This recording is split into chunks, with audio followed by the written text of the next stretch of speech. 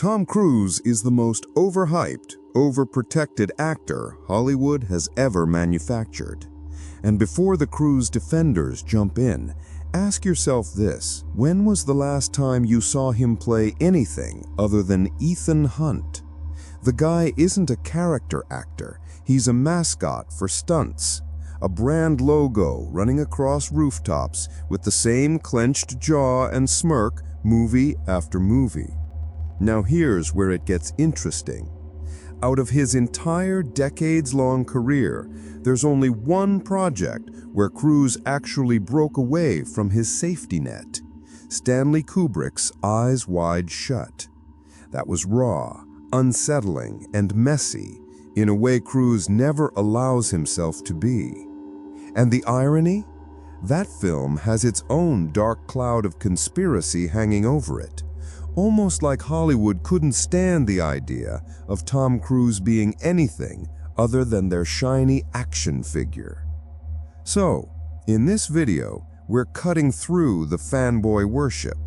Forget the box office numbers, forget the IMAX stunts. The question we're digging into is simple. Is Tom Cruise just a pathetic typecast actor who lucked into longevity? Or is there more hiding under the mask? Stick around, because by the end, you might not look at him the same way again. Here's the truth. Tom Cruise didn't become Hollywood's golden boy by being versatile. He became famous by repeating the same character in different costumes. Go back to Risky Business in 1983. That wasn't just some teen in underwear sliding across the floor. It was the birth of a template. Young, cocky, confident, overly sure of himself. Then came Top Gun in 1986. Swap the living room for a fighter jet, and what do you get? The same ego, just with aviators and a call sign. Days of Thunder, same archetype, just behind the wheel of a race car. A Few Good Men, same energy, only in a courtroom. Even when he shouted, "You can't handle the truth," it still sounded like Cruise selling Cruise. By the time Mission Impossible launched in the mid-90s, the transformation was complete. Ethan Hunt wasn't a character.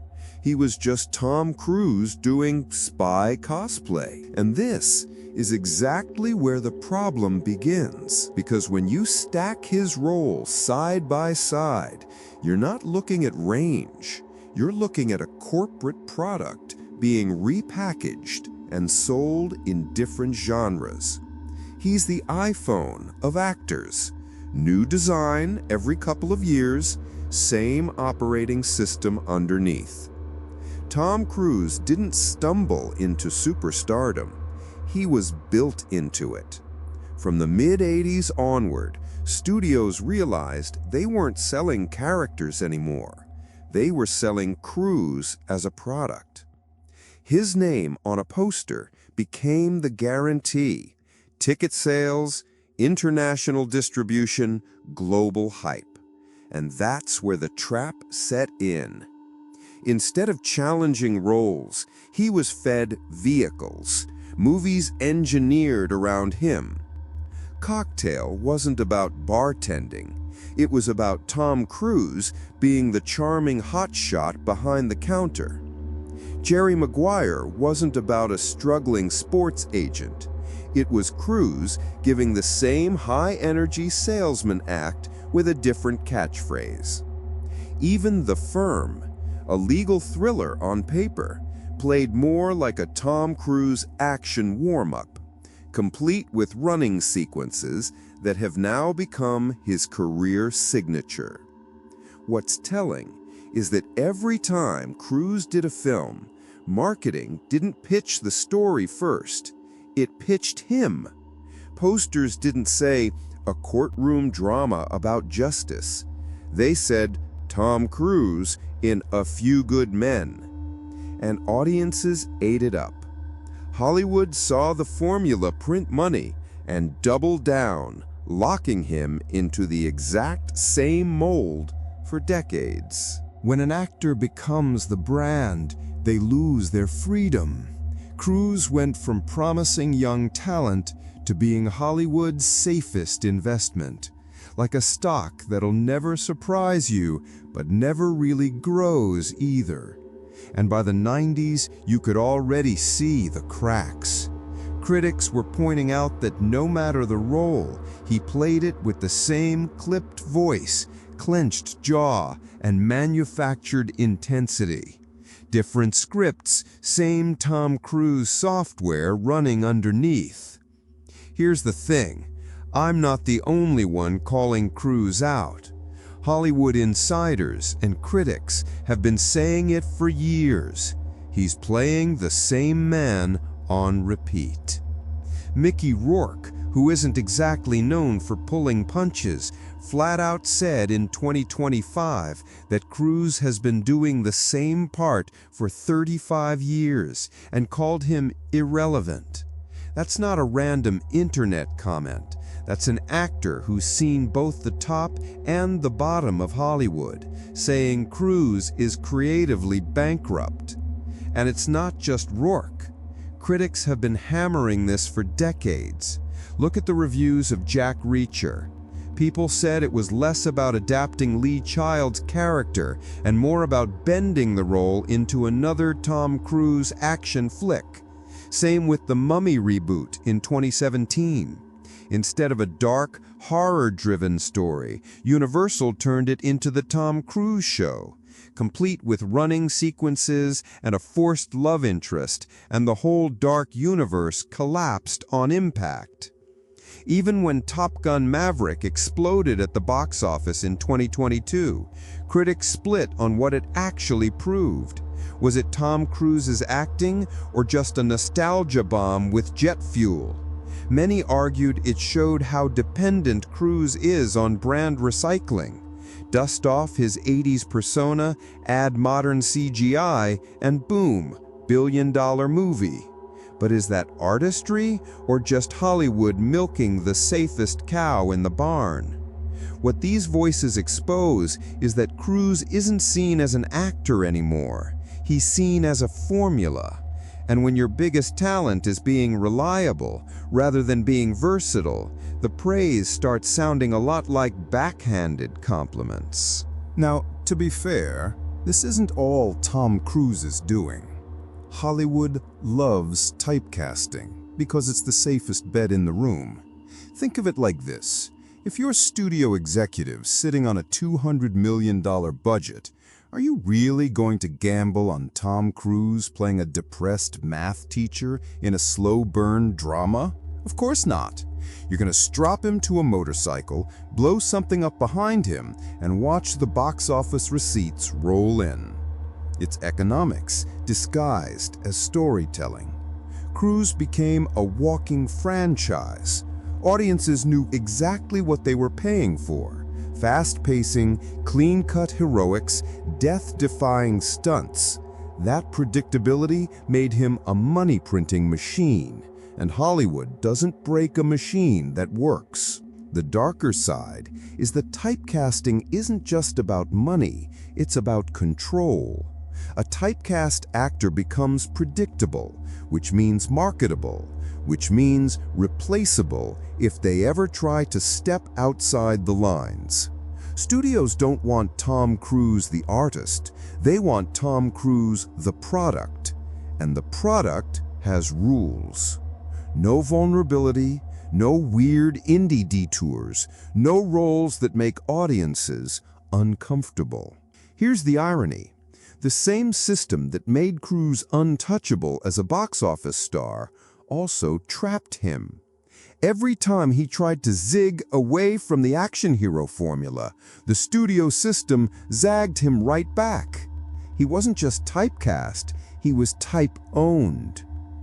And that's where you start noticing the contrast with actors who refuse to play Hollywood's game. Take Leonardo DiCaprio. He could have stayed in the 90s pretty boy lane after Titanic, but instead, he pivoted to Scorsese, darker dramas, and layered roles that forced people to see him as more than a face. Or look at Matthew McConaughey. He was trapped in rom-com hell until he gambled on serious films like Dallas Buyers Club and True Detective, and suddenly critics were calling it the McConaissance. Cruise never had that reinvention moment. He clung to the franchise lane like it was life support. While others risked bombing at the box office to prove they had depth, Cruise doubled down on running across rooftops and hanging from planes. The result? He stayed bankable, sure, but creatively flatlined. That's why calling him a typecast actor isn't a hot take. It's just a fact the industry quietly accepts. And then, out of nowhere, there's Eyes Wide Shut, Stanley Kubrick's final film, and the only time Tom Cruise actually stripped off his action hero armor. No stunts, no explosions, no Tom Cruise grin plastered across the screen. Instead, he plays a doctor spiraling through jealousy, paranoia, and temptation in a surreal, dreamlike New York that never feels real. This wasn't the Cruise Hollywood wanted audiences to see. He wasn't charming here. He was awkward. He wasn't commanding. He was submissive. He wasn't saving the world. He was just barely keeping his marriage together while wandering into masked orgies and cult-like rituals. It was uncomfortable, messy, and deeply human. Critics were divided at the time, but one thing stood out. This role didn't feel like Tom Cruise the brand. It felt like a man drowning in his own insecurities, forced into vulnerability.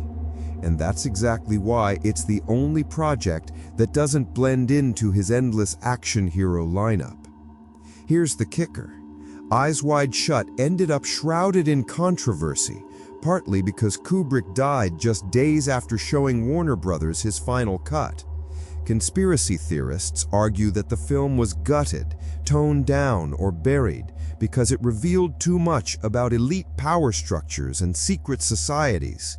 Whether you believe that or not, what's undeniable is that Cruise never touched a role like this again.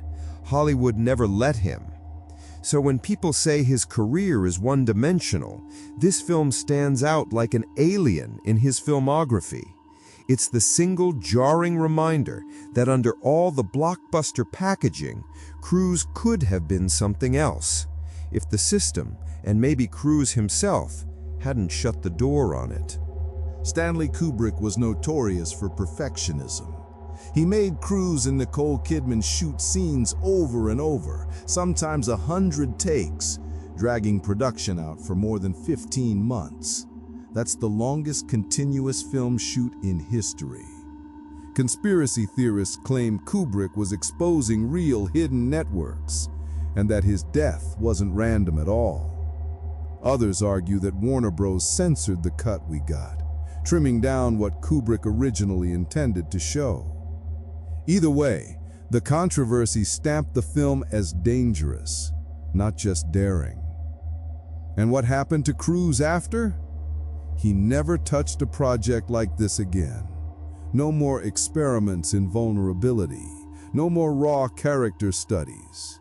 It's almost like Eyes Wide Shut was a one-off deal, an exception the industry immediately erased from his playbook.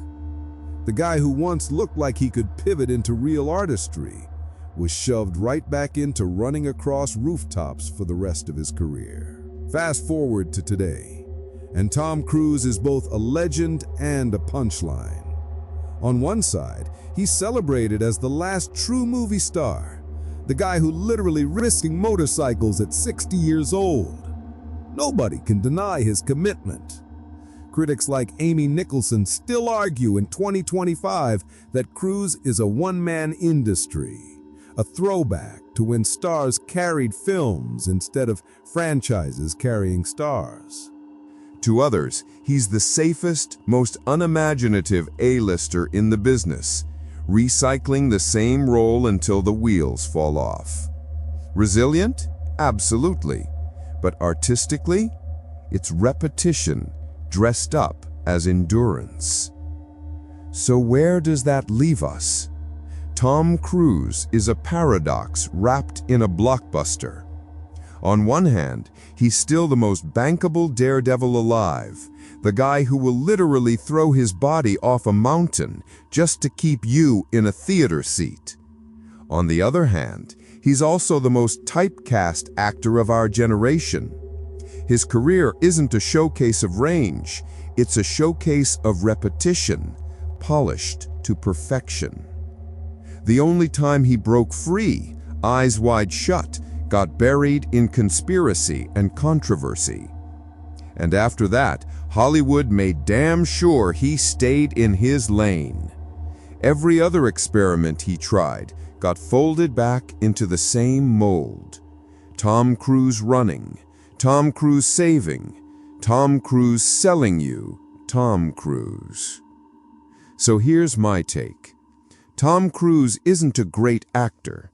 He's a great stuntman with a Hollywood PR machine behind him. And that's why critics call him pathetic. Because imagine having all the money, all the power, and all the opportunity to evolve, and still choosing to play the same guy for 40 years straight. But hey, maybe I'm wrong. Maybe you see his consistency as resilience. Or maybe you agree he's been creatively bankrupt since the 90s. So I'll throw it to you. Has Tom Cruise earned his place as the last true movie star? Or has he been coasting on the same tired formula all this time? Drop your thoughts below because I want to know if you see a genius or just a very expensive rerun.